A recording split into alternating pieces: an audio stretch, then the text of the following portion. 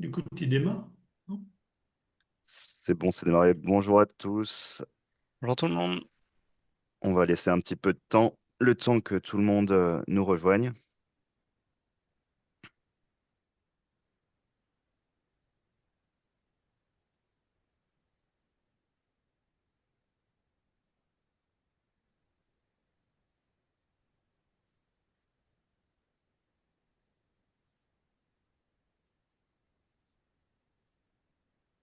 Bonjour à tous. Bonjour, Bonjour. bonjour.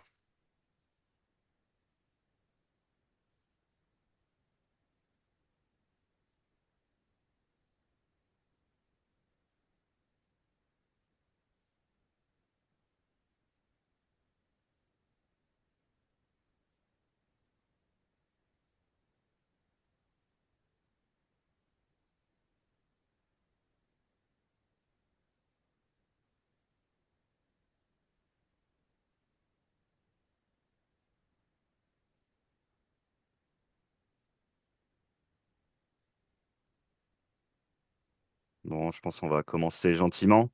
Donc, bonjour à tous pour ce webinaire pour vous présenter les nouveautés du portfolio SolidWorks par rapport à la dernière mise à jour qui a eu lieu le samedi 7 février lors de la FD01.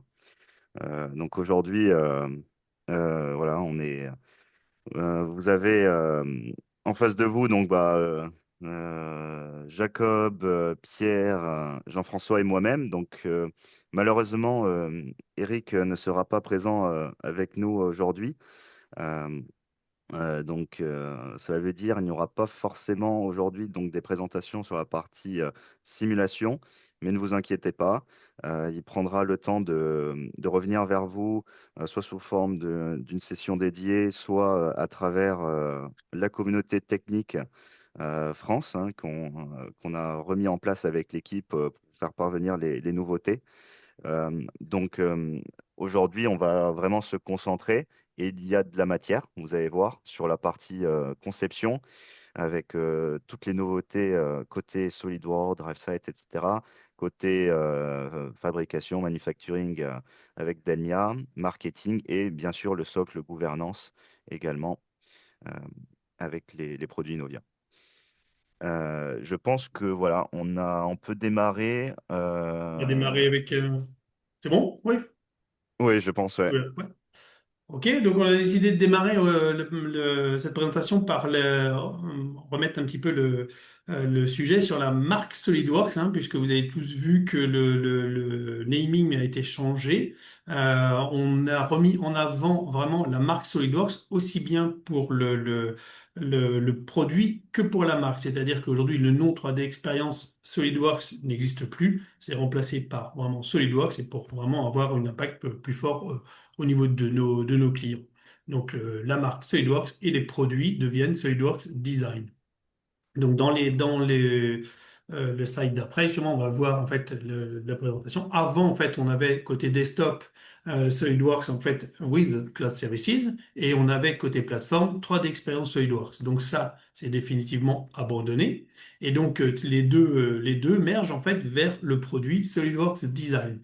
Vous avez déjà sûrement pu vous en rendre compte, hein, notamment si vous avez installé la version 2026. Dans les écrans de lancement, on a bien hein, donc du SolidWorks Design, le nom, et sur les fonds d'écran, on a bien aussi la SolidWorks Design. Donc, un même nom, un même produit pour plus de clarté au niveau de nous-mêmes et aussi de nos clients. Ok. Euh, ok. Désolé, des petits clics. On souhaite aussi reparler en fait des modifications qui ont lieu entre les offres et maintenant les rôles qui ont été mis à disposition. En gros, avant, on avait une offre qui contenait en fait un certain nombre de rôles, un catalogue de rôles, et ça a été modifié maintenant et on va avoir maintenant vraiment un rôle qui contient l'ensemble de ces ordres. On va voir qu'en fait, la grosse différence, elle est surtout dans le fait que ces rôles vont être associés à un utilisateur. Donc en fait, toutes les applications liées à ce rôle, là on voit en fait hein, le trigramme. Quand on a un trigramme, ça veut dire qu'on a un rôle associé. Et ce rôle-là, on va l'associer à une personne sur sa plateforme. Et donc cette personne-là aura accès à toutes les applications dont elle a besoin, mais on n'a plus la possibilité de splitter les applications. C'était effectivement pas, on va dire, légal de le faire, mais on avait la possibilité de le faire. Avec cette option-là, maintenant, avec un nom de rôle, on n'a plus la possibilité de le faire. Ça va être beaucoup plus clair pour les administrateurs et même pour vous. Donc, dans ce domaine-là, on a eu cette unification pour la partie SolidWorks. Donc là, ici, on montre l'exemple avec Ultimate. On a, dans le même principe, fait le même travail sur la partie solutions SolidWorks PLM. Donc, vous avez dû entendre parler, j'imagine, hein, j'espère en tout cas, de SolidWorks PLM standard, SolidWorks PLM Pro et SolidWorks PLM Premium. Auparavant, à gauche, hein, en 2025, on voyait donc cette fameuse offre avec les collections de rôles. Et bien là, maintenant, on retrouve un trigramme en face. Ici, X1G, X2G, X3G pour même. Il y a eu quelques modifications, c'est-à-dire qu'on a gardé déjà les applications existantes, les rôles existants. On en a rajouté certains complémentaires pour ces différents offres. Tout à fait, hein. Donc là, comme vient de le dire Jean-François, ce qu'il faut bien voir, donc on retrouve les mêmes applications qu'on avait avant en 2025, mais en plus, typiquement là pour le rôle SolidWorks PLM Professional, donc la brique qu'on voyait en bas à droite, vous voyez notamment par exemple le rajout de l'application Configuration Engineer. Donc il y a quand même, ça s'est quand même aussi enrichi euh, par exemple sur ce rôle-là. Et également le rajout de l'application Learner. 3D Learn, hein, qui permet d'accéder au catalogue de formations qui sont dans EduSpace. Maintenant, ils sont inclus dans ces nouveaux rôles. Donc une offre, merci Florian, une offre donc même sur la partie SolidWorks PLM Premium qui est vraiment en fait complète hein, avec beaucoup d'applications complémentaires à l'offre de base. On va retrouver en fait la même mécanique, le même principe aussi côté Simu. Bon, on n'a pas notre expert, hein, il est en congé cette semaine, mais voilà, globalement ce que vous voyez c'est exactement le même principe. On va retrouver en fait des trigrammes ici avec les rôles qui sont derrière.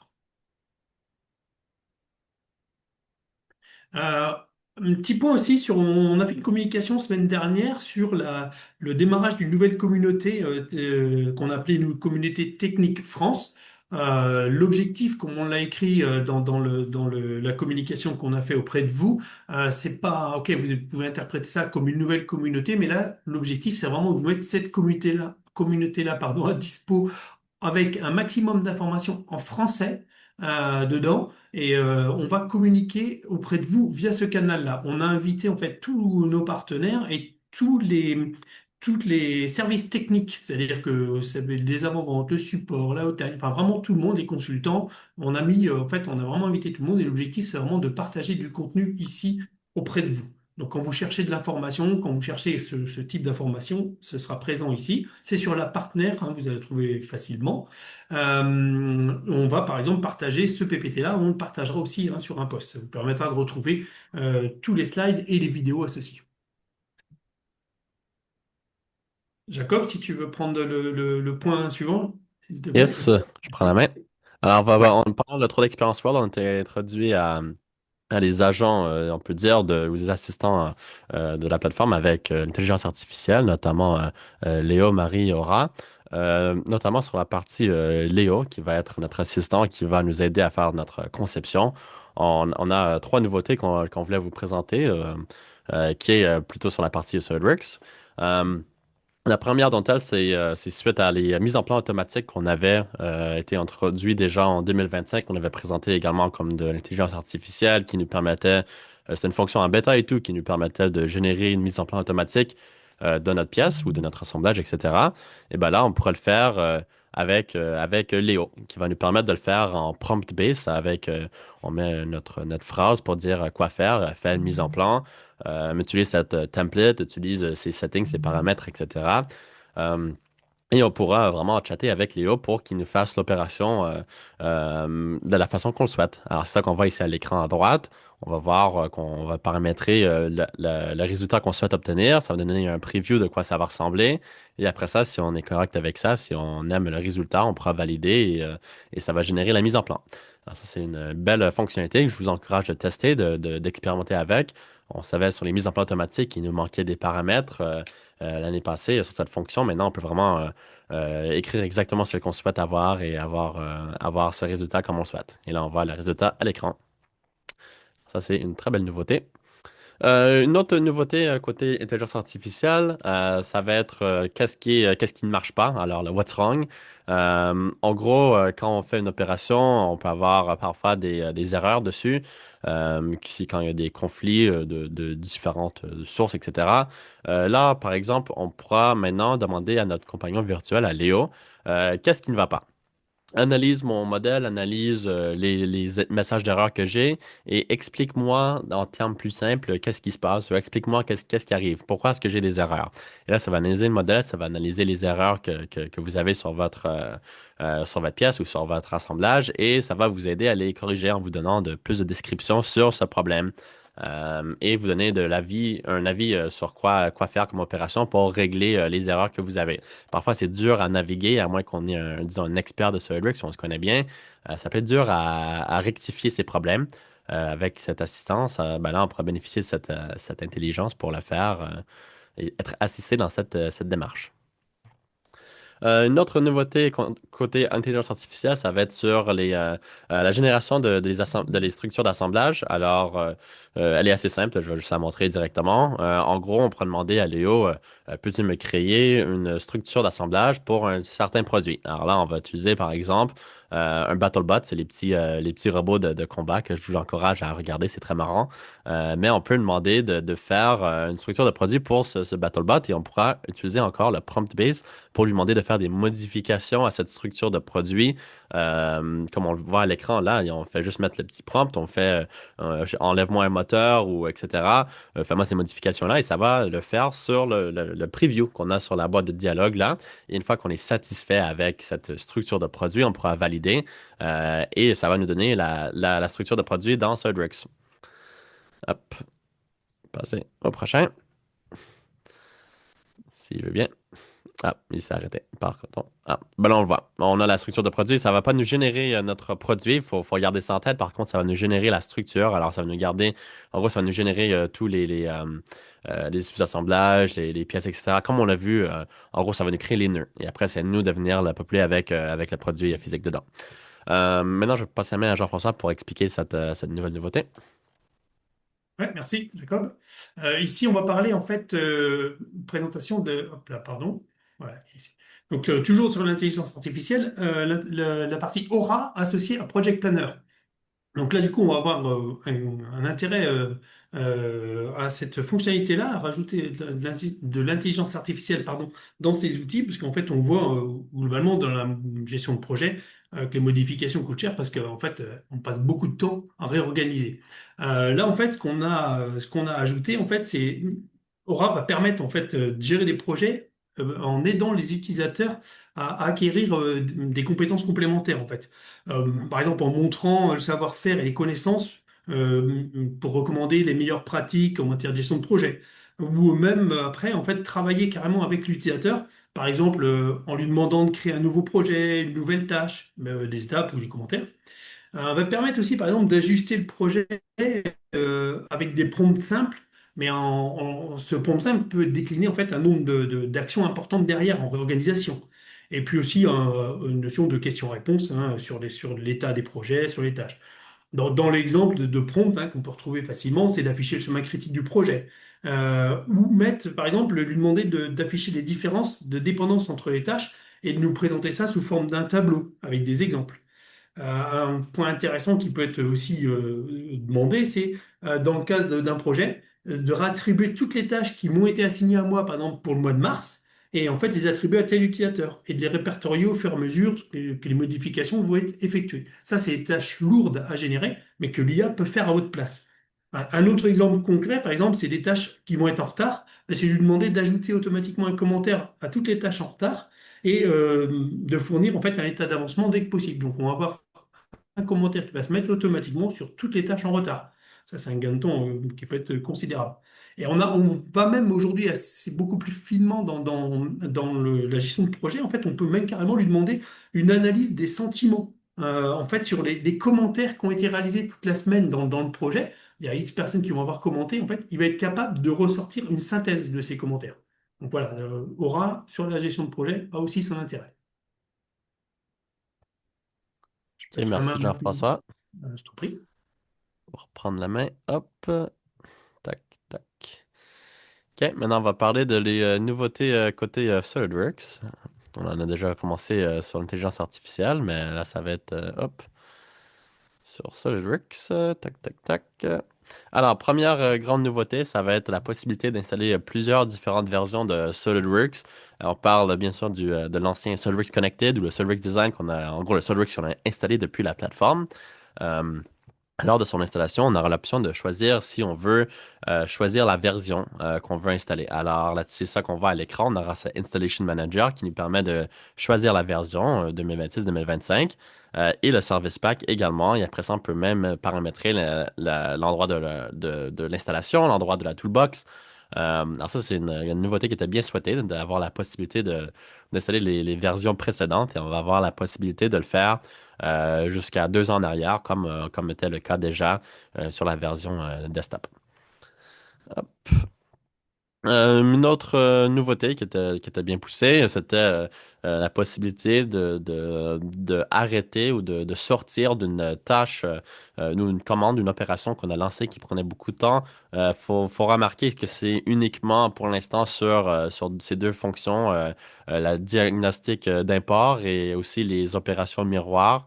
Euh, Quand en gros ça prend trop de temps, on peut utiliser la touche clavier échappe pour sortir de cette commande. Alors, encore, c'est uniquement pour ceux-là, mais si ça vous arrive que ça prend trop de temps, vous pouvez essayer de sortir de là pour peut-être alléger votre modèle ou faire une autre opération dessus. Bon. Prochaine nouveauté, ça va être une amélioration plutôt. Ça va être possible maintenant d'avoir une plus grande facilité, disons, de pouvoir de trouver et accéder à vos filtres, alors que ça soit côté plateforme, comme on le voit ici à l'écran, d'être capable de les récupérer facilement. Mais également, maintenant, ça va être la nouveauté un peu plus pertinente, si je peux me permettre d'arrêter. Hop le vidéo ici. Quand on ouvre un fichier dans SolidWorks, on va avoir la page ici dans 3D Search qu'on va être capable maintenant d'avoir les filtres, mais également dans nos récents, d'avoir les filtres qui vont apparaître ici. Alors en gros, ça va juste nous permettre, par exemple, si on a mis un filtre d'un très gros assemblage, il va apparaître dans nos contenus récents, si on l'a ouvert déjà dans SolidWorks, ce filtre-là. Ou on peut le retrouver également dans 3D Search. Alors ça va en parallèle avec les nouveautés qui concernaient les filtres pour vous permettre de travailler plus facilement. Une autre nouveauté, la possibilité d'importer vos modèles dans le background, alors en gros en arrière-plan. Si vous avez des steps, des fichiers IGES ou d'autres fichiers qui ne sont pas d'origine SolidWorks, vous pouvez les importer en arrière-plan. Comme on peut voir ici, on a le petit panneau à droite qui va montrer le statut. Alors ça, c'est quelque chose qui va permettre de continuer à travailler en même temps que vous faisiez des imports de certains fichiers. Hop. Une nouveauté concernant la sauvegarde dans la mode LDR de notre Large Design Review. En gros, avant, on n'était pas s'était pas permis de pouvoir faire la sauvegarde sur ton expérience. Alors maintenant, ça a été accéléré, qu'on a la possibilité de faire la sauvegarde quand cette mode est activée. Et ça va éviter de télécharger, de sauvegarder des fichiers qui ne sont pas chargés, des composants qui ne sont pas dans la racine de la structure. Alors, une belle nouveauté là-dessus. Hop. Une nouveauté que je trouvais bien pertinente, ça va être celle-là sur les relations d'esquisse en groupe. Celle-là, c'est quand en gros, on va sélectionner plusieurs entités dans une esquisse et on va leur affecter une relation. Ça va créer un groupe de relations. On va le voir qui va être numéroté avec les petits numéros. Là, ça monte ici à l'écran. On aura le petit 0, 1, 2, 3, 4, etc. Pour désigner les différents groupes de relations dans votre esquisse. Et quand vous allez effectuer une opération sur une des cotes, par exemple ici, on va venir faire le supprimer. On aura la possibilité de supprimer uniquement l'entité qu'on a sélectionnée ou de supprimer tout le groupe. Et en faisant ça, on va voir qu'on aura des résultats comme cela ou qu'on aura le groupe qui était préservé pour les deux entités, mais pas celle qu'on a supprimée. Alors, ça rajoute une autre façon de travailler avec les esquisses que je trouve est bien pertinente. Une autre nouveauté, la possibilité de rajouter une description complète ou bien définie pour vos trous qui ont un thread. Je me suis, le mot en français m'échappe, mais le thread, on voit ici à l'écran avec sa description et tout qui va être bien affiché. Filetage. Le pilotage, merci. Euh, une nouvelle application, le Content Explorer, pour l'instant, elle est uniquement disponible côté plateforme. Elle n'est pas encore disponible affichée dans SolidWorks, dans le Power BI, disons. Mais cette application, je vous l'encourage de l'essayer. En gros, on va retrouver un comportement qui ressemble à peu près de celui qu'on retrouve côté Windows, de la façon d'explorer et tout. On aura pas juste vos signets qui vont être disponibles dans cette application, vos bookmarks, mais également les espaces de collaboration, Collaborative Space. Alors, en gros, ça retrouve ce comportement qu'on aurait, qu'on peut un peu dire qu'il y a un peu de similarité comparé à Windows. Alors, cela, je vous encourage d'essayer de l'essayer. Pour certains utilisateurs, ça peut être plus utile de débuter dans cette façon-là s'il fait une transition vers la plateforme pour mieux comprendre son fonctionnement. C'est pas mal Mais, sur ce sujet-là. En fait, ce qui est intéressant là sur cette application, c'est aussi la possibilité de filtrer, de pouvoir regarder que les plans, que les pièces, que les. On retrouve vraiment. Il a raison, hein, Jacob, sur le sujet. Regardez là parce qu'il y a des utilisateurs qui vont vraiment être rassurés avec cette approche-là, je pense, par rapport à Explorator. Et également pour ajouter quelque chose, on le voit rapidement en vidéo, en fait, on a un accès direct au contenu récent, le recent content. Je trouve que c'est vraiment un avantage parce que je pense on l'a tous fait hein, quand on a commencé à travailler sur la plateforme, de sauvegarder une pièce et directement on regarde sur le web et on la voit pas. Et souvent, quand contenu est pas encore été indexé, il faut penser à aller dans contenu récent. Là, ça vous le met en haut. Donc, c'est plus proche voilà, de ce qu'on a l'habitude de faire côté desktop et côté Windows. Donc, ouais, j'encourage aussi, si je remets une pièce, Vous l'avez j'encourage compris, aussi vous le l'avez compris, tester. celle-ci, on l'aime bien. Et oui, et petit détail, vous voyez, au niveau de donc, l'application Content Explorer, si je ne me trompe pas, aujourd'hui, elle est dispo que dans des packages design. Elle n'est pas inclue dans, par exemple, CSV. Voilà, j'avais regardé, donc peut-être ça va évoluer, mais c'est que voilà, donc dans des rôles avec SolidWorks, je crois qu'elle y est peut-être avec le connecteur, mais C'est elle surtout n'y est là pas qu'elle dans a du CSV. sens, en fait, en même temps. Oui, Mais ça, oui, bien effectivement, sûr, elle ouais, n'est pas ouais, dans les ouais. rôles de base, ouais, quelqu'un Voilà, qui n'est mais pas elle n'est pas SolidWorks, ça dans va être ça. CSV, ouais, ouais, ouais, ou IFW. Ouais. OK, merci Florian, merci Jean-François pour ces commentaires. La prochaine nouveauté, ça va être la possibilité de lier des attributs PLM sur votre nomenclature dans SolidWorks, sur les mises en plan. On va le voir ici, on est sur notre petit tableau de nomenclature et on va insérer une colonne pour rajouter la colonne qui va être les attributs PLM. Et ces attributs PLM, en gros, ils vont se mettre à jour automatiquement quand vous êtes connecté à la plateforme. Alors là, vous êtes connecté, vous avez le petit Power BI. euh, qui veut dire que ça va venir choper le statut actuel de ces attributs de la plateforme. Alors ça, c'est une nouveauté qui était bien souhaitée, mais qu'on met fortement en avant. Hop. Une autre nouveauté, la possibilité d'ouvrir un fichier avec les dernières révisions actives. Alors, en gros, qu'on vient importer un assemblage où il faut l'activer déjà dans les settings de la plateforme, comme on le voit ici à l'écran. Ben, une fois que c'est activé, on va, par exemple, venir ouvrir un assemblage et cela va nous permettre d'avoir un petit boîte de dialogue qui va apparaître pour nous demander est-ce qu'on veut ouvrir la dernière révision de tous les éléments qui sont référencés dans l'ouverture de ce fichier-là. Alors là, par exemple, on va venir l'ouvrir et là, on aura, je vais juste mettre une petite pause sur le menu. Ici, on aura cette petite boîte de dialogue qui va nous permettre de choisir si on veut ouvrir la dernière révision de tous ces éléments ou juste le premier niveau de l'assemblage. Alors ça nous permet d'avoir un peu plus de main sur cette opération. Une autre nouveauté, la possibilité en gros, paramétrer au niveau de l'administrateur les emplacements de certains fichiers. Et ça va être côté plateforme, les file locations, les emplacements des dossiers qui sont gérés avec des bookmarks. On aura la possibilité de paramétrer avec la plateforme. Si on utilise ces settings-là pour tous les utilisateurs, après, ils auront la possibilité également d'avoir l'option de l'activer ou le désactiver, ce comportement.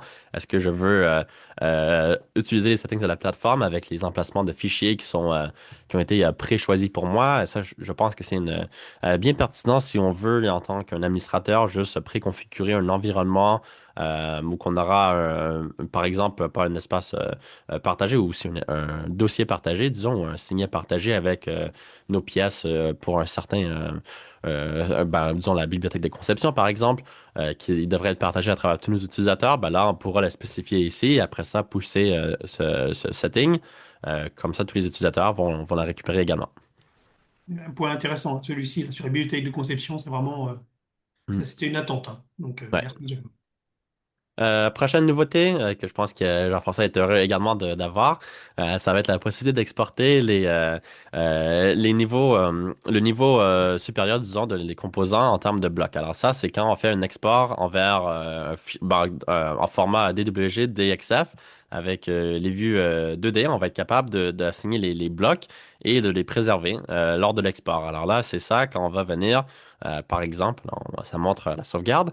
Mais quand on va venir faire cette opération et qu'on l'ouvre après derrière dans un, un- un outil de Right. 2D, par exemple Right. DraftSight, ouais, bien sûr Ou DraftSight. AutoCAD, hein, on peut le dire. Dans DraftSight, je connais pas d'autres logiciels, mais on va avoir les blocs qui sont préservés, on va les voir ici, qui nous permettent de les sélectionner facilement.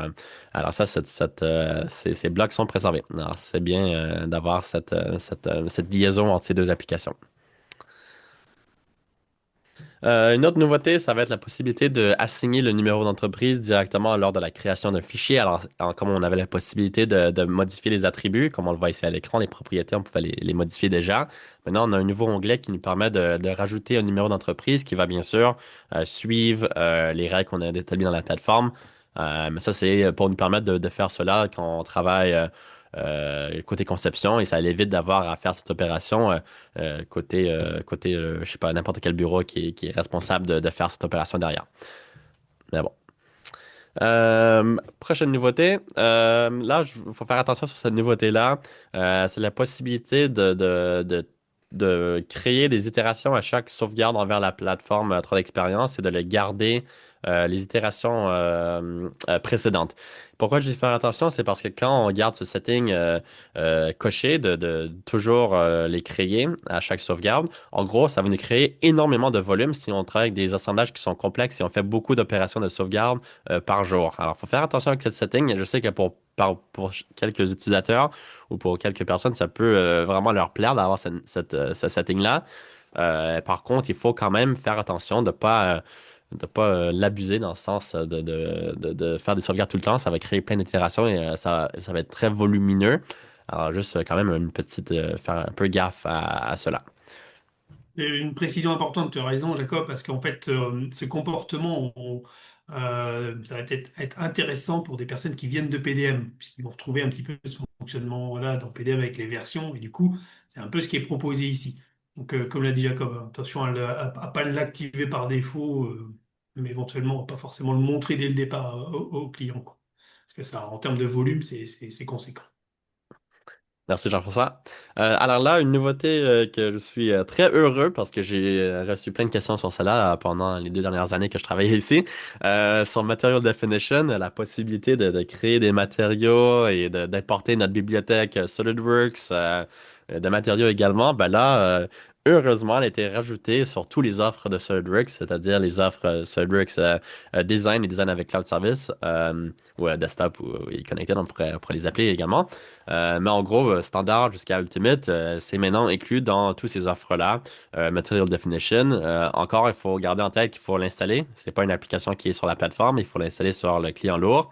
Et une fois qu'on l'a installé, ben là, on va avoir la possibilité d'importer des matériaux. Et c'est ça qu'on voit à l'écran ici sur cette petite image, qu'on va importer notre bibliothèque SolidWorks sur un matériau SolidWorks dans la plateforme, qui va nous permettre après de l'utiliser dans d'autres applications, que ce soit du weight and balance, que ce soit du X-Halide, etc. Ben là, on aura ces matériaux. Alors, ça, c'est une nouveauté qui était bien attendue par beaucoup de personnes. Mais maintenant, on a cette possibilité d'avoir Material Definition sans avoir nécessairement un rôle de simulation acheté.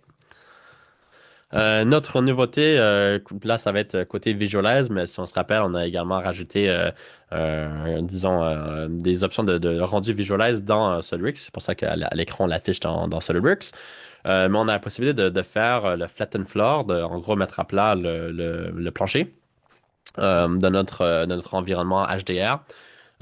Et c'est en gros, si vous êtes déjà battu avec Visualize pour essayer d'avoir une belle image qu'on a notre produit qui est sur le plancher, ben, ça peut être très dur.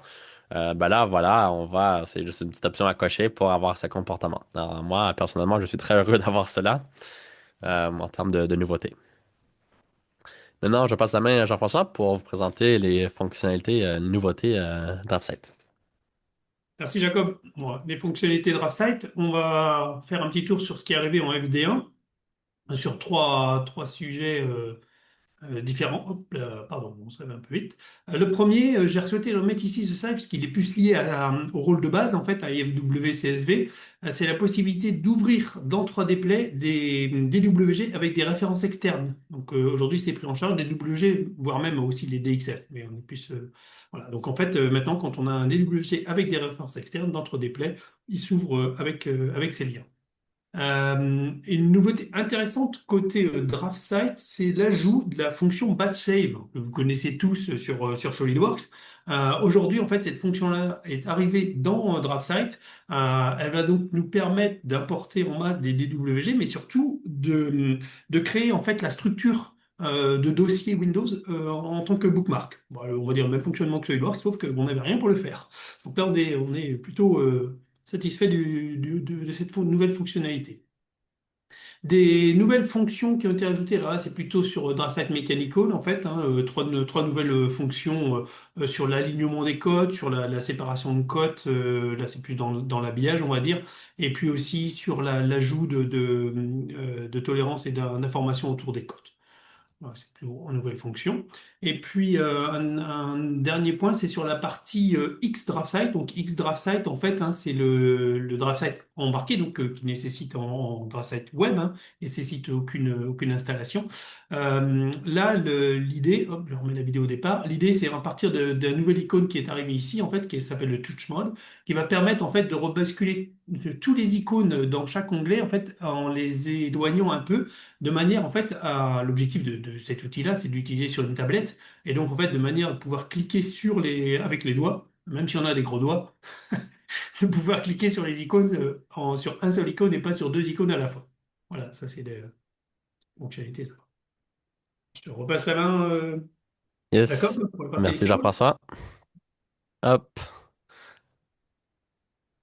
OK. Alors, sur ESX, on a deux nouveautés que je souhaitais aborder. Bien sûr qu'il y en a plus, vous pouvez les consulter à votre discrétion, mais c'est deux nouveautés que je voulais présenter. La première, c'est sur les bornes, leur feuille ou la page qu'on génère quand on va créer une mise en plan, disons, d'une borne. Ben là, avant, on était assez limité sur le nombre de bornes qu'on pouvait mettre sur une page. Là, en gros, on a racheté cette option qui nous permet de mettre plusieurs bornes sur une page. Alors, en gros, ça nous réduit le nombre de pages qu'on a besoin de ressortir quand on a plusieurs bornes en les plaçant plus intelligemment sur la page. Une prochaine nouveauté, ça va être sur l'accès du TEWZIP. Ça, c'est le paquet electrical, on peut dire, une archive electrical. En gros, sur le ECP, on a amélioré un peu la façon dont on peut accéder aux informations qui sont dedans. Également, on a rajouté un peu plus de transparence quand ça vient à les demandes qu'on effectue sur le CP, regardant le contenu et un peu pour voir c'est quoi son statut actuel. Alors, ça, c'est deux petites nouveautés que je vais présenter sur ESX. Et maintenant, on va partir sur la partie gouvernance avec Pierre qui va prendre la parole pour cette portion. Merci Jacob. Oui, Yes. donc pas mal de nouveautés aussi hein, sur la partie gouvernance. Donc on a fait pas mal de tri. Je vous invite quand même à aller consulter le document complet hein, si vous voulez voir vraiment l'ensemble des nouveautés. Là, l'idée c'était de vous présenter vraiment les plus importantes. Donc je vais débuter un petit peu sur les applications Swimmer, donc 3D Swimmer. Donc pas mal de petites nouveautés plutôt au niveau de la qualité de vie et de la facilité d'utilisation. Donc la première nouveauté, ça va être ici l'amélioration un petit peu du système de mise à jour, un petit peu comme pour SolidWorks. Là, l'idée, c'est de simplifier la mise à jour du launcher en donnant l'accès ici à deux boutons simples. Donc soit le bouton pour lancer la mise à jour, soit le bouton pour faire le skip de la mise à jour. Donc là, l'idée, c'est qu'on peut reporter la mise à jour si jamais on veut la faire un peu plus tard. Aussi, au niveau de ce petit utilitaire, si vous cliquez sur la version de mise à jour, en fait, il va venir vous télécharger la mise à jour en local. Donc, c'est-à-dire qu'il va vous télécharger l'exécutable que vous pourrez lancer un petit peu plus tard. Donc, l'idée, c'est de pouvoir le faire un petit peu quand vous voulez. La deuxième petite nouveauté à ce niveau-là, ça va être ici l'apparition du. Donc ça a été aussi pas mal demandé hein, par les clients. Donc la possibilité d'avoir un raccourci pour lancer le client lourd 3D Experience. Donc si vous avez installé une app qui nécessite le client lourd, maintenant vous allez avoir par défaut un raccourci qui va venir se créer à la fois dans le menu démarrer et à la fois sur le bureau. Donc là, ça permet de le lancer directement sans avoir à passer par les pages web pour venir lancer ce client riche. Donc plutôt intéressant aussi. Je voulais aussi revenir sur le Potion Lab. Donc c'est pas l'application qui est le plus utilisée pour l'instant, mais on voit arriver des nouveautés qui sont quand même intéressantes, notamment ici l'ajout de nouveaux ingrédients. Et je voulais vous parler de celui-ci, l'ajout en fait de l'ingrédient qui va se baser sur la création en fait des formats dérivés. Donc là, l'idée, c'est qu'on va pouvoir en fait venir créer facilement des rapports de statut, par exemple, pour nos formats dérivés. Donc ça pourrait être des rapports qui vont se lancer sur des actions spécifiques ou qui vont se lancer quotidiennement. Donc ça permet, c'est assez bénéfique et ça permet d'avoir des choses qui se font régulièrement pour venir surveiller nos statuts facilement sur la gestion des formats dérivés et la création de ceux-ci. Donc je trouvais ça plutôt pas mal et bien présenté. Ensuite, on va parler un petit peu du rôle CSV, donc Collaborative Industry Innovator. Là aussi, pas mal de petites nouveautés et quelques nouveautés un peu plus importantes. La première, ça va être l'ajout dans les applications donc, de Bookmark Editor d'une prévisualisation directement intégrée. Donc là, l'idée, c'est de ne plus avoir à avoir un 3D Play à côté pour venir faire la prévisualisation de nos éléments. Maintenant, il vous suffit de soit faire un double-clic sur un physical product pour pouvoir avoir le preview qui se lance, ou alors simplement de faire un clic droit preview pour avoir la prévisualisation de l'élément. Donc c'est plutôt pas mal, plutôt intéressant et ça permet on va dire, d'améliorer un petit peu le comportement et l'utilisation pour l'utilisateur. Ensuite, on va avoir une grosse nouveauté, ça va être du coup la possibilité maintenant de pouvoir fusionner donc des branches de contenu de révision, donc des branches de révision. Donc là, l'idée c'est cette nouvelle commande, le merge, qui nous permet du coup de venir fusionner donc deux révisions ensemble, et notamment en prenant en compte ici donc tout ce qui va être documents de spécification, mais aussi matériaux. Donc notamment les matériaux les covering materials. Donc ça, c'est une commande qui va être disponible au niveau de l'app Collaborative Lifecycle et qui, au lancement, en fait, va directement nous permettre de venir sélectionner les deux branches à fusionner et derrière nous lancer du coup l'application Compare qui va nous permettre ici d'avoir une comparaison complète de nos deux branches et surtout un aperçu en fait du résultat de celle-ci. Donc là, au niveau de l'écran, on voit sur la gauche donc la target, la source, et les résultats à droite. Donc ça nous permet en fait d'avoir un aperçu en temps réel du résultat de notre fusion. Donc là, l'idée, ça va être de pouvoir venir vraiment choisir au cas par cas quels sont les éléments qu'on va choisir dans une branche ou dans l'autre à conserver. Donc là, l'idée, c'est de pouvoir le faire manuellement de venir vraiment sélectionner à la main ce qui nous intéresse. Et derrière, on va avoir en fait toute la possibilité d'avoir de la colorisation pour savoir en fait au niveau du résultat quels sont les éléments qui viennent de telle branche et quels sont les éléments qui viennent de la seconde branche. Super intéressant hein, comme nouveauté celle-ci. Ouais. Hein. On avait tendance à la montrer en fait avec les branches, de montrer les branches avec les pièces, les modifications de pièces, parce que c'est vraiment simple à gérer. Et on Mhm. avait un peu de mal à aller le montrer sur des assemblages parce qu'effectivement, quand on devait merger en fait les assemblages après, c'était pas là avec cet ajout là de fonction et la fonction compère dedans. Ça, Ouais. et vraiment en fait au niveau visuel, on a tout pour aller au bout et vraiment être sûr du merge final. Quoi. Ouais, non, c'est vraiment intéressant et ça permet de vraiment simplifier cette partie merge pour venir récupérer les éléments. Voilà, là, ensuite on a le résultat très simplement. Voilà. D'autres améliorations ont été faites donc sur toute cette partie collaborative, lifecycle. Donc notamment au niveau de l'outil de partage, on a maintenant la possibilité en fait de venir en fait sélectionner plusieurs produits en même temps et de venir gérer en fait de venir gérer les droits de partage en même temps. Donc si on a des droits de partage différents, s'ils sont partagés à des personnes différentes, maintenant on va avoir une interface, on va dire unifiée pour ces différents objets pour venir gérer ça de façon simple et envoyer en fait des droits de partage sur différents éléments à une personne spécifique directement. Donc c'est assez intéressant et pareil, ça permet de simplifier un petit peu l'utilisation.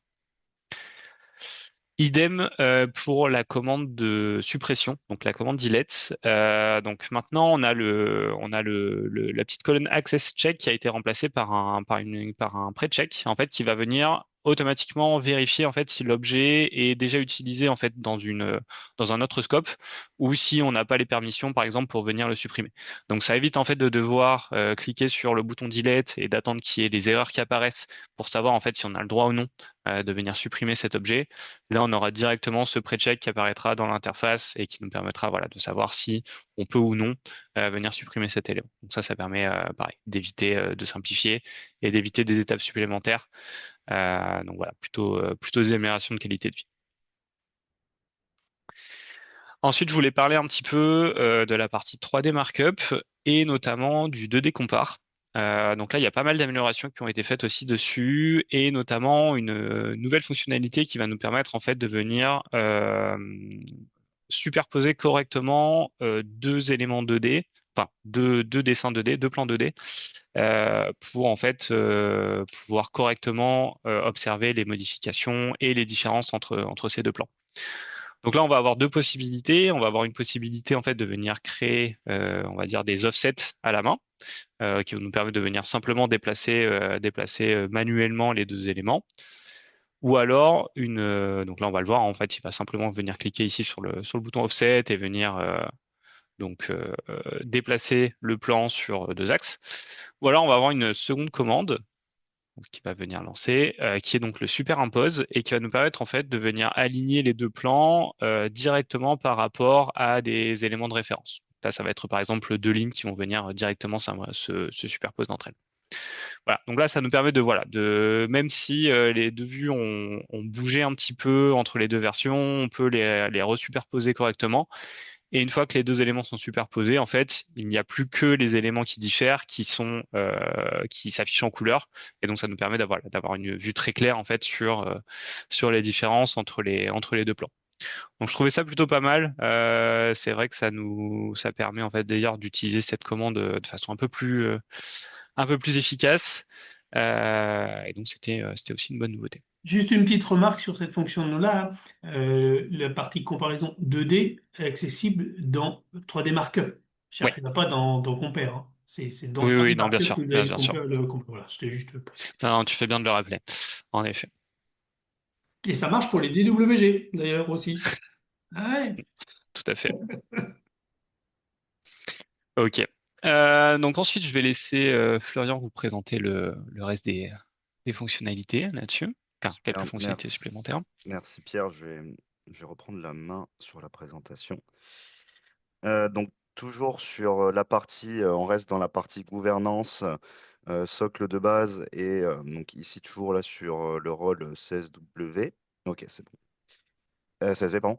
Donc ici sur la partie tâches de collaboration. Donc juste là, petite nouveauté, petite amélioration lors de la sélection multiple de plusieurs tâches. Maintenant, au niveau des propriétés, on voit automatiquement la date de début au plus tôt, on va dire, hein, de la tâche au plus tôt et la date de fin au plus tard parmi l'ensemble des tâches qui ont été sélectionnées. Et on voit aussi un calcul automatique de la durée totale, donc le nombre de jours entre les deux dates. Et ces calculs, ils se basent sur les dates planifiées et bien sûr. Les jours non travaillés sont exclus, hein, typiquement le week-end par exemple, du calcul de cette durée globale. Petite nouveauté aussi, je le mentionne rapidement, de pouvoir maintenant téléverser directement des fichiers dans la plateforme et directement dans des routes grâce à l'option Upload au niveau de route management. Donc ça permet voilà, tout simplement de gérer et organiser plus efficacement les contenus au sein des routes et notamment de la validation documentaire. Toujours sur la partie route, plus de flexibilité au niveau de la gestion du contenu des routes. Maintenant, un membre d'une route, il peut avoir les permissions pour ajouter ou enlever le contenu de la route. Pareil, il y avait par le passé quelques petits soucis de règles d'accès, de permissions autour de la gestion des contenus dans les routes. Donc, ça a été réglé grâce à cette fonctionnalité. Maintenant, voilà, petite nouveauté aussi que je voulais mettre autour des filtres de couleurs. Vous savez, donc, on peut faire apparaître des filtres de visualisation par couleur au niveau des tags. Maintenant, on peut appliquer une couleur par défaut. Donc là, par exemple, la couleur verte pour les objets qui n'ont pas de valeur spécifique attribuée. Donc, par exemple, ça peut être très pratique, je pense, pour voir si dans un assemblage, si une ou certaines pièces ont un attribut manquant. Euh, ou si certaines pièces, donc là par exemple dans ce cas de figure, ne sont pas présentes dans un bookmark spécifique. Donc là, on voit toutes les pièces en vert hein, qui ne sont associées à aucun dossier de bookmark spécifique.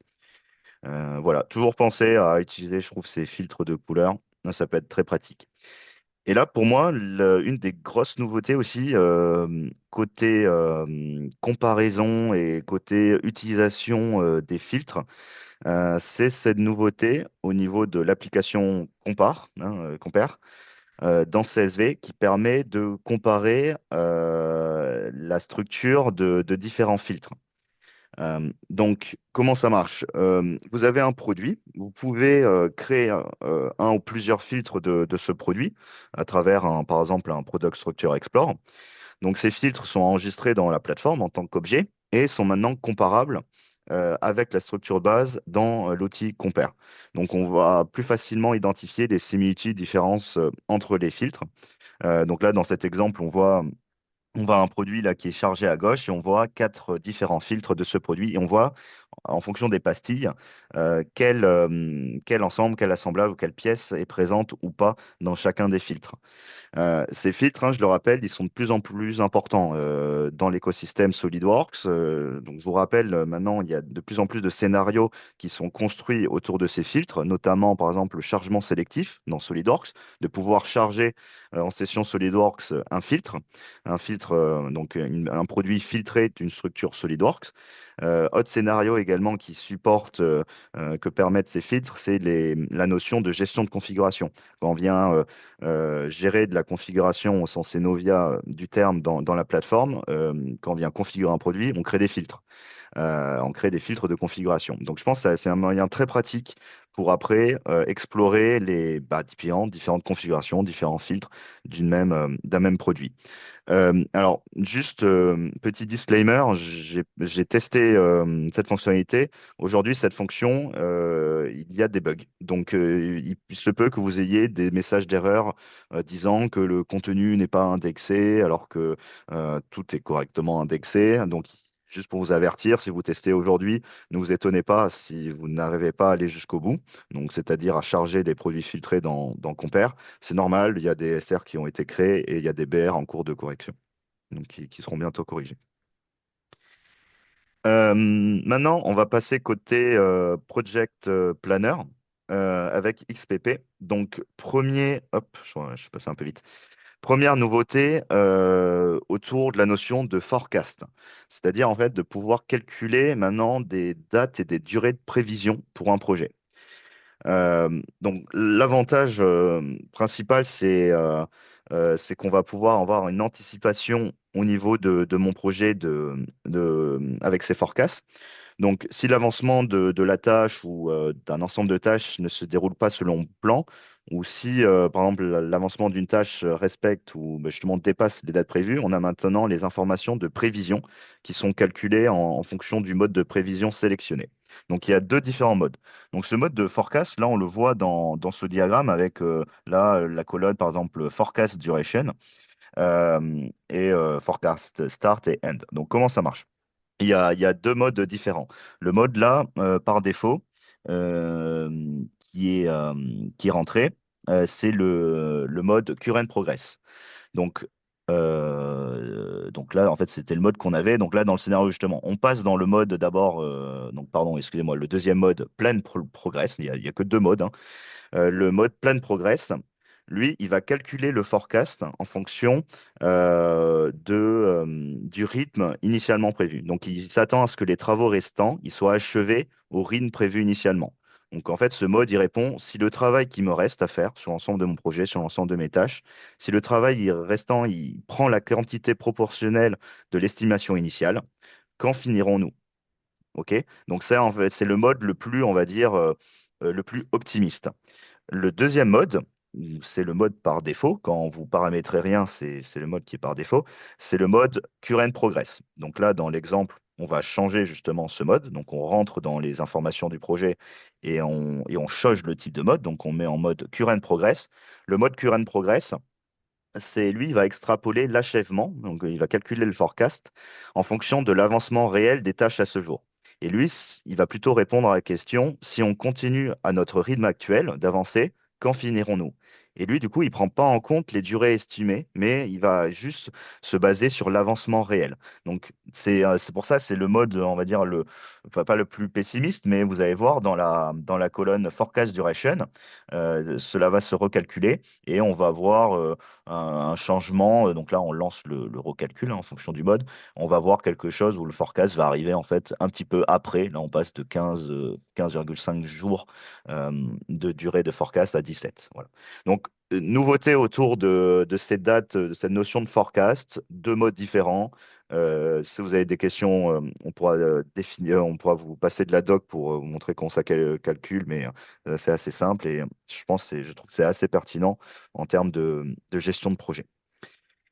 Euh, Deuxième nouveauté par rapport à gestion de projet qu'on voulait vous mettre en avant, c'est la notion de la prise en compte de l'effort en complément de la durée. Donc jusqu'à présent, on pouvait piloter les tâches avec la durée estimée et réelle, hein, donc c'est-à-dire le temps calendaire entre la date de début et la date de fin. Désormais, on peut prendre en compte, on peut suivre l'effort. Donc l'effort, c'est le volume de travail à fournir en nombre de jours ou d'heures pour réaliser une tâche. Et donc, lui, il a la particularité d'être indépendant des dates ou de l'avancement. Il peut bien sûr être modifié à tout moment. Donc, juste, je vous montre rapidement la vidéo. S'il veut bien se lancer, il ne veut pas se lancer, c'est pas très grave. Hop, j'essaie. Voilà, elle se lance là. Donc là, on voit Estimated Duration et là, on voit le paramètre Override Duration with Effort. Donc, on peut, si on veut, prioriser, mettre davantage l'accent sur la durée d'effort plutôt que sur la durée. Voilà, donc c'est assez pratique, hein. On réfléchit plus en termes de quantité de travail planifiée plutôt qu'à une quantité de durée. Et dernière nouveauté, côté project planning, euh, très simple, c'est de pouvoir facilement dupliquer des tâches et surtout en fait dupliquer, venir embarquer également des sous-tâches euh, quand on vient faire des copies. Donc là maintenant, l'action duplicate permet également de faire ceci. On peut prendre par bloc un ensemble de tâches et de sous-tâches et de venir les copier dans mon projet. Euh, C'était tout concernant de mon côté la partie project planning et la fin de la gouvernance. Je te Ouais. relaisse la main, Pierre, sur la partie nomenclature. Merci. Donc, juste une nouveauté sur Product Release Engineer, donc notamment hein, sur l'application Engineering Release, ça va être en fait des nouveaux modes d'assignement en fait pour les éléments alternatifs, donc pour les alternates. Donc là, l'idée, ça va être de pouvoir en fait venir associer un élément alternatif à un mode spécifique. Donc, on va avoir deux modes disponibles. On va avoir le mode manufacturing et le mode service. Donc l'idée en fait c'est de pouvoir restreindre l'utilisation d'un élément alternatif à du coup soit une bombe de production, donc soit une aim bomb, soit une S bomb. Donc là l'idée c'est de pouvoir assigner ce mode spécifique donc depuis l'application Engineering Release à cet élément alternatif et derrière en fait de pouvoir venir le réutiliser dans son application dédiée. Donc que ce soit sur les applications manuf, donc pour récupérer les éléments manufacturing, ou sur les éléments de service, enfin sur les applications de service BOM pour du coup les éléments de service. Donc c'est plutôt pas mal. Ça permet en fait d'éviter d'avoir à chaque fois à venir vérifier en fait quel élément j'ai le droit d'utiliser dans ma MBOM ou dans ma SBOM. Et donc là on va passer en fait on va venir automatiser un petit peu tout ça grâce à ce nouvel attribut. Voilà pour cette partie-là. Enfin, pour la partie gouvernance, je voulais aussi vous présenter donc une nouveauté sur le rôle 3D Product Architect, donc sur PAU.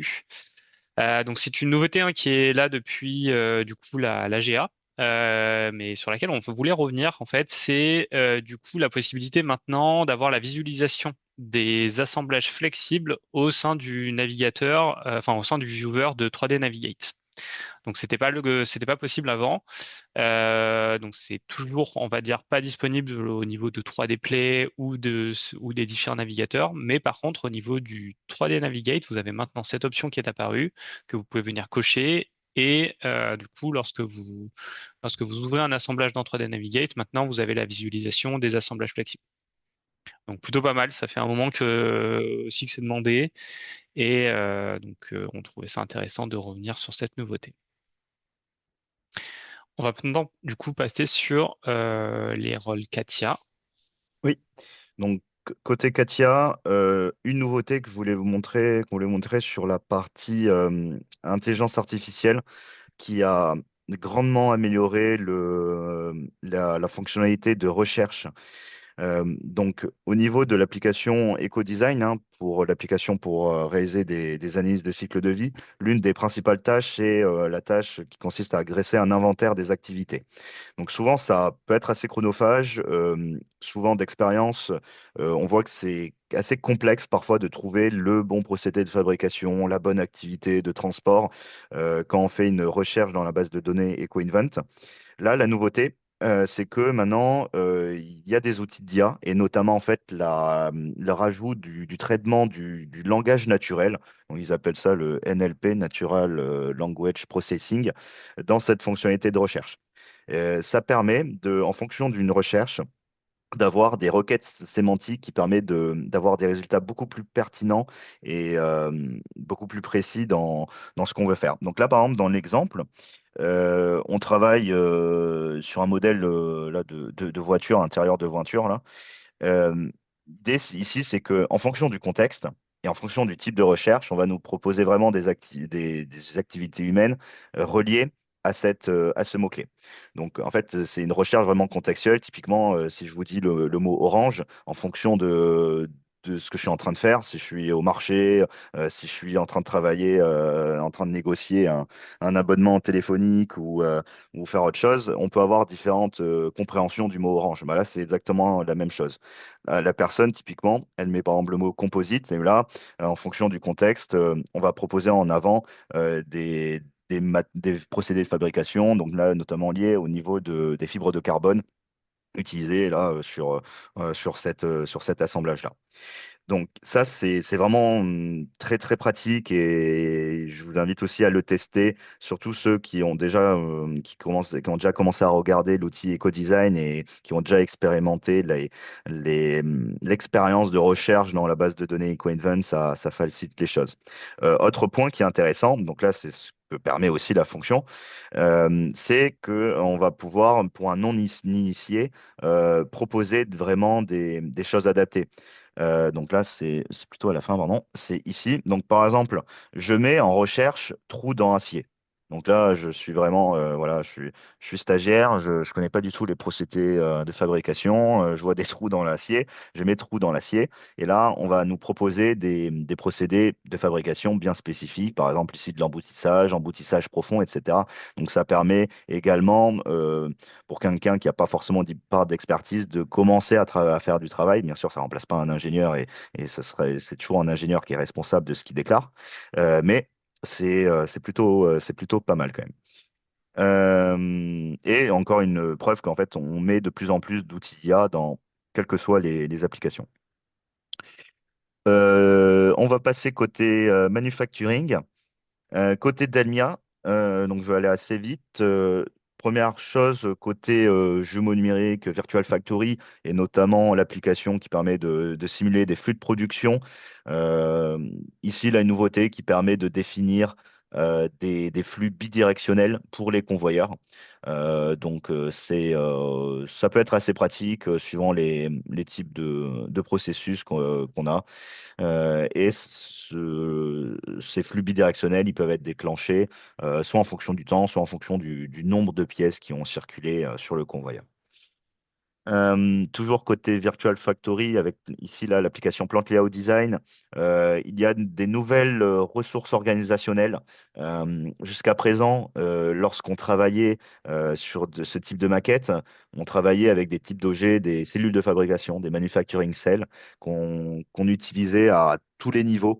Parfois, ça pouvait être un peu déroutant. Donc là, ils ont rajouté trois nouveaux types d'objets, trois nouveaux types de ressources, Factory, Department, Line qui en fait qui permettent de rajouter, d'améliorer la structuration et voilà et d'avoir un modèle PPR, un Product Process Resource, un peu plus pertinent et un peu plus contextuel en fonction de ce qu'on est en train de faire. Et après derrière, bien sûr, il y a des comportements différents au niveau de la simulation des flux en fonction des ressources. Voilà. Euh, côté maintenant ici gamme. Petite amélioration sur la partie, sur l'outil de BI, l'outil qui permettait, donc, enfin, qui permet toujours typiquement ici par exemple, de voir si toutes mes pièces présentes dans ma MBOM ont un procédé ont une gamme associée. On les voyait et on les voit toujours au niveau de ces pastilles de couleurs, au niveau de ma M-BOM ici ou au niveau de mes gammes, hein, de la liste des opérations. Là, le rajout, c'est que on rajoute des informations visuelles et de la couleur au niveau du 3D. Donc, au niveau là du 3D qu'on a dans l'application 3D Operation Viewer, hein, qui vient avec l'applicatif côté process management. Voilà, donc c'est le rajout. Ça rajoute, je pense, une meilleure compréhension, surtout quand on a des structures parfois un peu complexes ou juste les pastilles. C'est intéressant, mais voilà, ça rajoute de la couleur dans le 3D et de la couleur dans nos vies. Du coup, c'est toujours, toujours mieux d'avoir le plus de couleurs possible. Amélioration ici sur côté vraiment manufacturing pur et FAO. L'outil de comparaison, un outil de comparaison de trajectoire outil qui permet en fait de rapidement évaluer. Hop, je relance la vidéo si je peux, pardon. Hop. Qui permet de rapidement évaluer les comparaisons et les paramètres d'usinage entre différentes opérations. Donc ça permet de facilement comparer des trajectoires outils et d'évaluer différentes versions et de voir en fait la modification de paramètres clés, comment ça change au niveau des trajectoires outils. Donc c'est assez pertinent. Nouveauté ici autour de l'IA, encore, hein, mais là dans le domaine manufacturing. Euh, Donc, cet outil, il va pouvoir explorer des stratégies différentes d'usinage, stratégies et paramètres d'usinage différents pour une même opération. C'est ce qu'on va voir là. Donc là, il y a un calcul automatique de quatre scénarios ici différents d'une opération de surfaçage, il me semble. Non, ou de roofing. Donc là, on voit des paramètres différents. Donc typiquement, par exemple, des stratégies, donc soit par exemple des vitesses de broches différentes, soit si c'est en zigzag, en hélicoïdal, etc. Donc au niveau vraiment de la trajectoire outil. Et on a des petits tableaux qui permettent de comparer les temps d'usinage, la finition, etc., etc. Donc c'est encore une fois assez pertinent et ça permet d'aider, d'assister vraiment la personne en charge de la FAO et d'explorer différentes alternatives.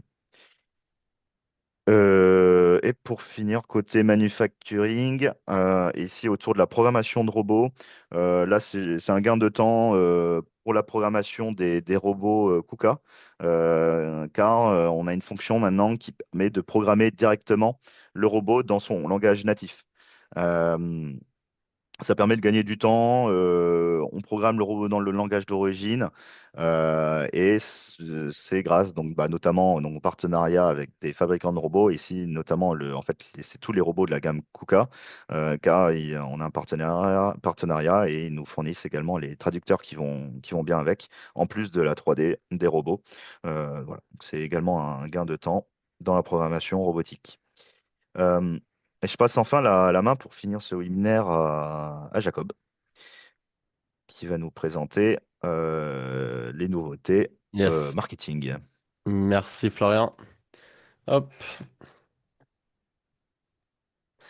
Bon, hop, je peux passer au prochain slide. Hop, peut-être. Voilà. OK. Alors, première nouveauté côté Product Communicator. Pour rappel, Product Communicator, ça contient X-Highlight et X-Studio. Cette nouveauté concerne X-Highlight et si vous avez déjà utilisé Composer, ben, cette nouveauté va vous parler énormément. C'est le rajout du timeline d'animation dans X-Highlight qui va vous permettre de faire les transitions, les animations entre vos différentes scènes et les éléments dedans.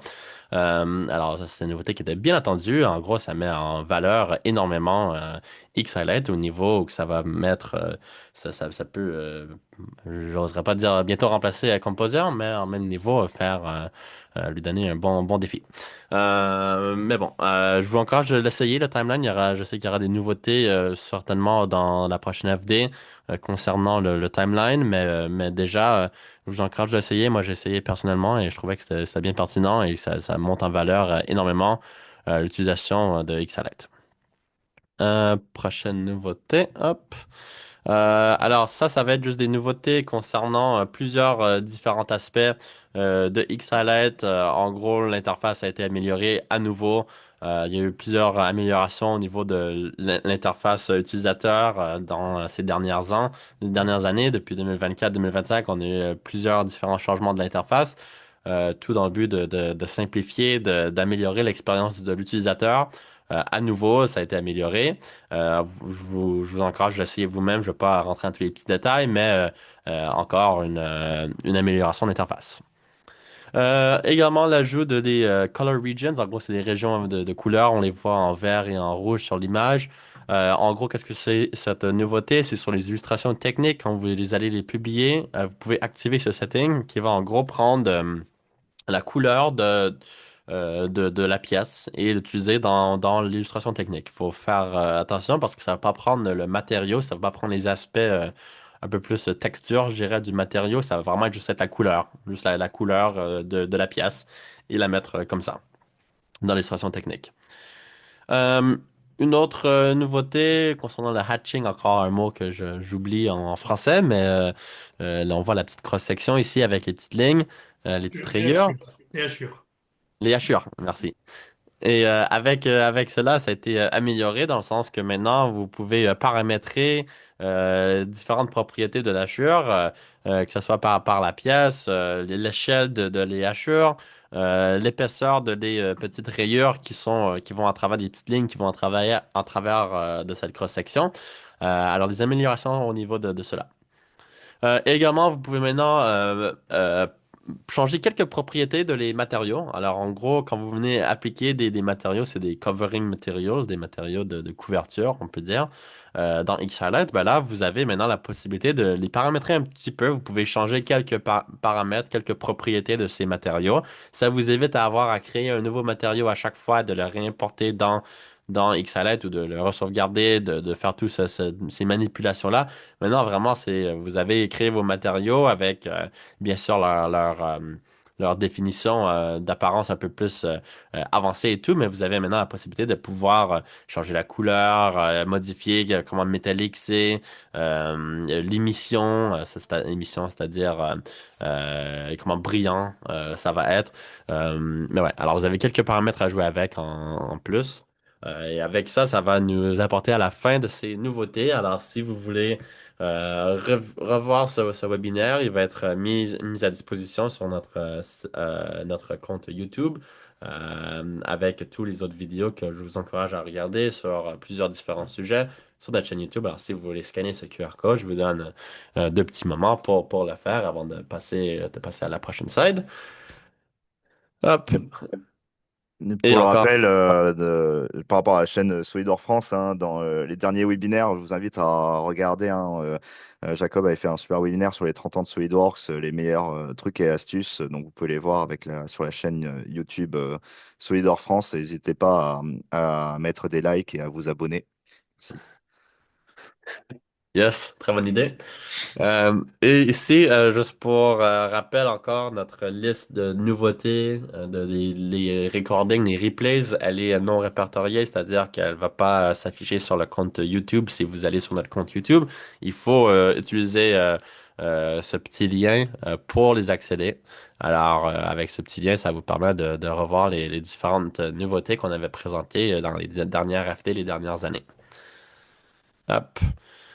Et on vous invite également pour notre prochain webinaire qu'on va faire le 22 mai en date provisoire à 11 heures, la FD 02 de 2026. Alors, bloquez cette date sur vos agendas si vous voulez regarder ou assister à ce webinaire. Et on vous remercie l'entièreté de l'équipe pour avoir assisté à ce webinaire. Voilà, merci à tous. J'en profite juste, il y avait une question là dans le Q&A. Alors je ne sais pas si tout le monde voit la réponse, mais les slides sont déjà disponibles. Donc Jean-François les a déjà mises dans le wiki au niveau de la communauté technique France. Donc je vous invite à regarder le wiki si vous voulez récupérer l'ensemble des slides et notamment regarder les nouveautés qu'on n'a pas eu le temps d'aborder. Il faut s'accrocher, hein, il y a plus de 400 slides dans le Il y a du PowerPoint, monde. mais c'est parfait pour bien s'endormir le soir. Donc, on va Voilà. republier, je pense, ce PPT-là, Et on va le sur lequel republier on a fait également la le nôtre, ouais. sélection. Ouais, Ouais, on a fait la sélection, on a ouais. du coup mis des vidéos aussi. Il y a certaines fois avec des images, on a mis des vidéos. On va aussi le publier là. Et pour l'instant, il n'est pas. On ne pouvait pas le faire en avance, mais on va le refaire cet après-midi. Voilà. Et voilà. Merci à tous Merci tout le monde Merci, et à une merci. prochaine fois. Merci. et bon appétit. Bon Merci, appétit. bon Ciao, appétit. ciao.